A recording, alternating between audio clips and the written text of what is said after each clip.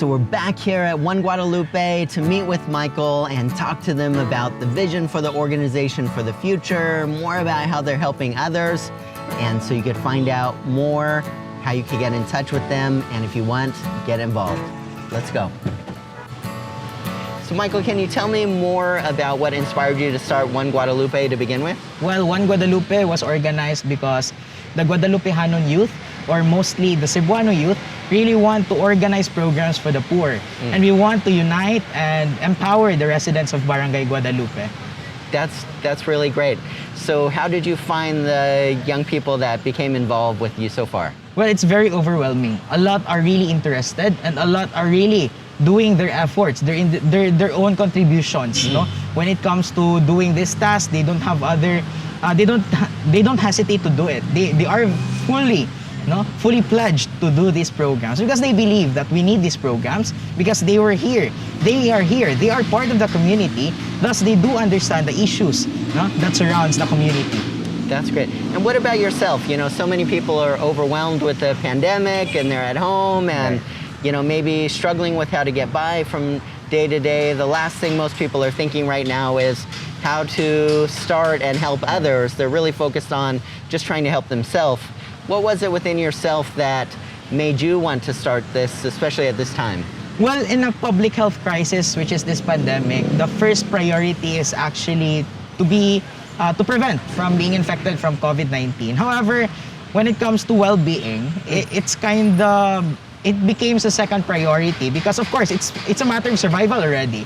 And well-being, we can say it's financial capacity is part of our well-being. When you got a scarcity of your finance, well, of course, that's a problem that you're gonna face. So we've discussed and we've planned to organize because we were also inspired with what transpired in Maginhawa, Quezon City. Can you tell us more about what transpired there? The same thing. They were the first one to organize the community pantry. And few days, everyone in the whole Philippines has started its own. That's great. And how long have you been running here for now? It's our 8th day. Yesterday, we had our feeding program right in front of Guadalupe Church. And there were a lot of kids who were very happy to have such. That's great. And already 5 locations only in 8 days? Yeah. That's amazing. That's amazing. How did you choose the particular locations that you chose? Well, it was strategic in choosing these places. We believe that these places were chosen according to its accessibility for those people who want to donate and for those people who needs these donations. Sure. And so who are you helping primarily? Is it people in the local area that are in need? How does that work? Well, people, it's easy, the pantry is there. If you think that you need those donations, you just can get these foods. That's easy, we can't really judge how these people, we can judge what they need according to how they look. So if they need it, we just give it. Yeah.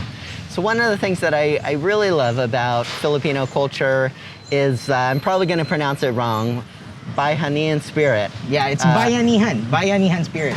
Awesome. Tell us more what that means. Well, Bayanihan spirit, as per our culture, has been there already. Wherever you go, wherever you look at, even in our public utility jeepneys, we do pass our fares. We have our own contribution inside the jeepney. And even these, it's maybe because Filipinos were it is a third world country. We are aware of that.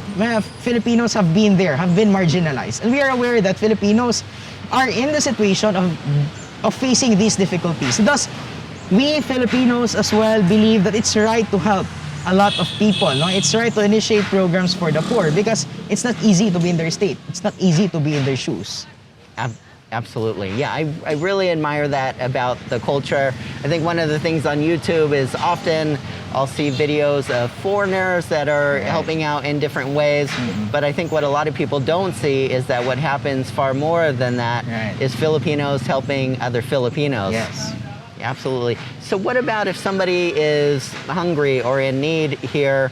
They'll come here, and how do you decide how much to give?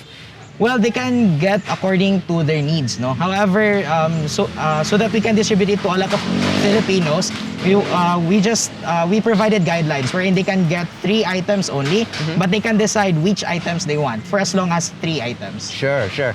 And what do you find are the more popular items that people really need? Well, I believe rice, eggs, and sardines or any canned goods are the most requested goods coming from these pantries. Okay. Rice, eggs, sardines. Yeah. Got it. Very, very good. And so it seems like you already have a lot of donations there. How in such a short time did you organize that where people already know about you? Well, I got also my own network, because I've been working with different organizations all around Cebu and in fact all around in Central Visayas and Philippines. And I have different connections in different student councils. So then the moment we posted the poster announcing the program, then we got a lot of shares already. So from the night before we launched the program, we already received an overwhelming help from everyone. That's fabulous. So where do you see, I know it's still such early days, and I really admire the progress you made in an incredibly short amount of time, but what's your big picture vision? Where do you see One Guadalupe, for example, in a year from now? One Guadalupe will be the forefront organization and the mother organization in Barangay Guadalupe that will help the poor. I love that. So you really are an inspiration and really have a big vision. What are the kind of background context in your life for creating the person that you are today? Well, I believe it's because of my family as well. My father, who died, I believe 3 years ago, who's been helping a lot. He was an architect, and he give designs. He just provide designs to anyone. He do toys and he give it to the children, especially on Christmas. And even if we're not that rich, however, I believe we are part of the working class, we still manage to help those who we think deserves to be helped. Wow. So you really carry on the traditions of your father. Yes. And currently, I'm also taking political science in University of San Carlos, and further readings have made me realize about the importance of helping others. That's great. That's great. Well, what about others that are watching today? What more would you want them to know about what you're doing and perhaps how they could get in touch with you as well? Well, I'll make it short. Hatag sigon sa imong makaya o kuha sigon sa panghinanglan. You can contact me right on our page or through my Facebook page or my Facebook account. Okay. And what about One Guadalupe? I imagine it has a Facebook account. Can people just search One Guadalupe and they're going to find the Facebook page? Yes, I believe. Okay. Great. If you have any problems finding One Guadalupe, get in touch with me. I'll make sure and get the information from Michael to be able to pass it on to you. I know that many people are going to be inspired by what you're doing, and I definitely hope that we're able to keep in touch. I know that we'll keep contributing as well and helping out as much as we can on our end as well. Thank you so much. Our pleasure. So thank you for taking the time to meet with us, and we're really wishing you much success as you help others. Yes, One Guadalupe. Awesome. Thank you guys for listening. I'm sure you've been inspired by Michael's story, and make sure and check out their Facebook page and what they're doing. As always, thank you for taking the time to listen, and take care.